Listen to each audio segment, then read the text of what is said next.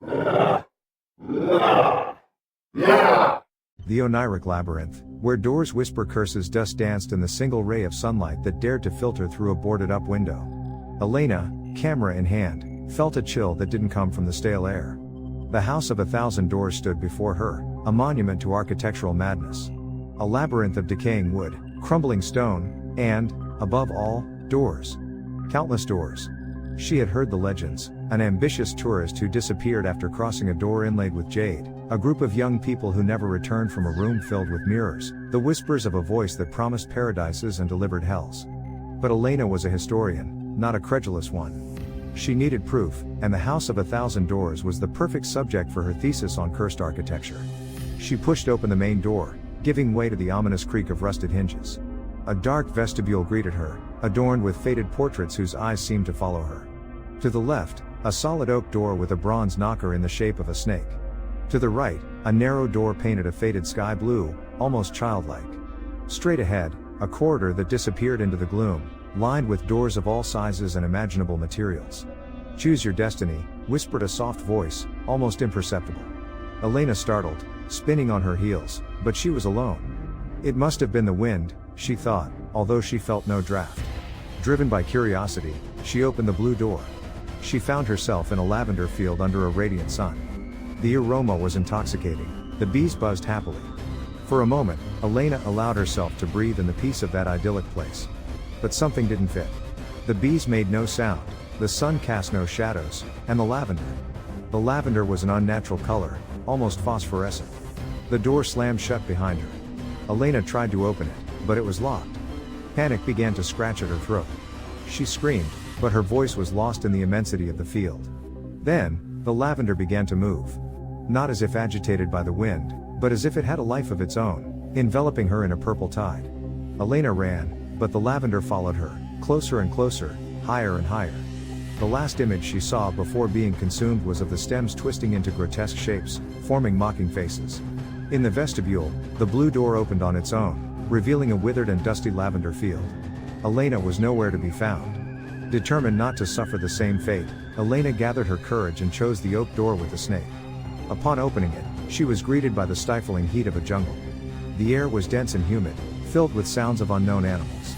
Monkeys howled in the distance, insects chirped around her, and the ground trembled with the force of unseen creatures. She advanced cautiously, forcing her way through the undergrowth. Suddenly, she felt a presence behind her.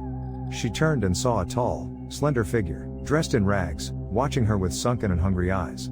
It was a specter, a soul trapped in the House of 1,000 Doors, condemned to wander its corridors eternally. The specter lunged at her, its bony hands trying to clutch her. Elena screamed and ran, tripping over roots and vines. The specter pursued her, its icy breath grazing her neck. Finally, she reached a clearing where a stone altar covered in dried blood stood. On the altar, a demon with scaly skin and flaming eyes waited. Its voice, a guttural thunder, echoed in the jungle. "You have chosen my door, mortal. Now, you must offer a sacrifice." Elena understood her mistake. The voice was not guiding her, it was deceiving her. The House of 1,000 Doors was not a labyrinth of destinies, but a trap designed to feed its infernal inhabitants. Without thinking twice, Elena threw herself to the ground, begging for her life. She offered her camera, her research, even her soul. The demon scoffed.